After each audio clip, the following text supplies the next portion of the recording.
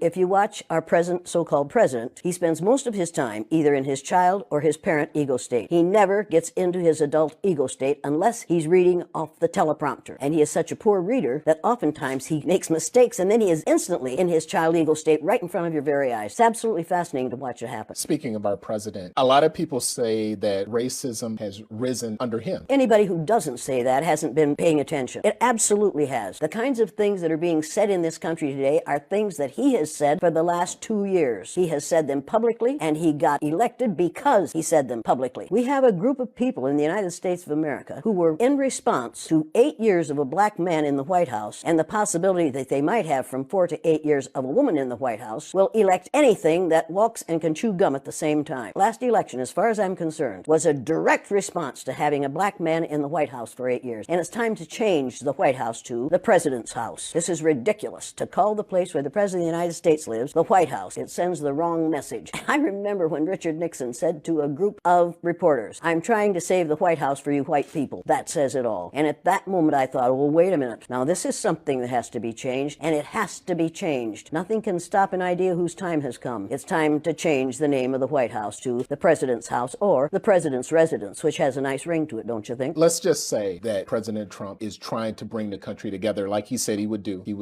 Wait a second. He's trying to bring the country together. How would he go about doing that? Resign. If he really wants to bring the country together, all he has to do is resign and take his, with him, the second in command, the vice president. That would bring the country together. But right now, the only way he can bring the country together is put somebody else in the president's office. He does not know how to be a president. He does not know what legislation is about. He does not know how to do this job. He didn't intend to get this job. And had it not been for the Electoral College, he wouldn't have this job. Mrs. Clinton won the popular vote. The only reason we have this person as the President of the United States right now is because the members of the Electoral College didn't do what that Electoral College was designed to do. Thomas Jefferson designed that to make sure that no one who was unfit for that office would ever be elected President of the United States. The Electoral College last year absolutely defeated that. You criticized President Trump. Did I?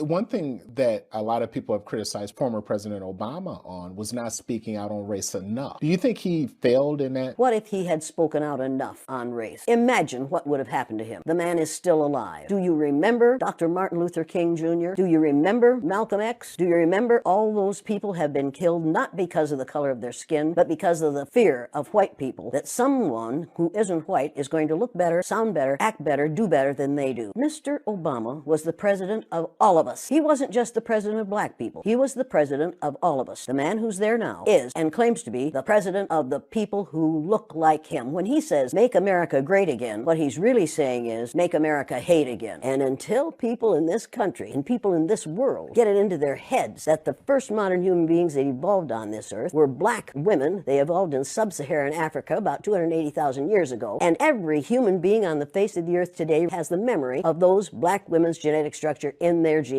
Now, we don't want to admit that, but that's the way it is. As people moved farther and farther from the equator, their bodies produced less and less melanin, so their hair, their skin, and their eyes got lighter. As they moved into the east, they ate a lot of fish and a lot of vegetables, so their skin took on a different tone. You don't really want to get me started on this because I do want to get you started. I'm really angry about how we are miseducating the American mind.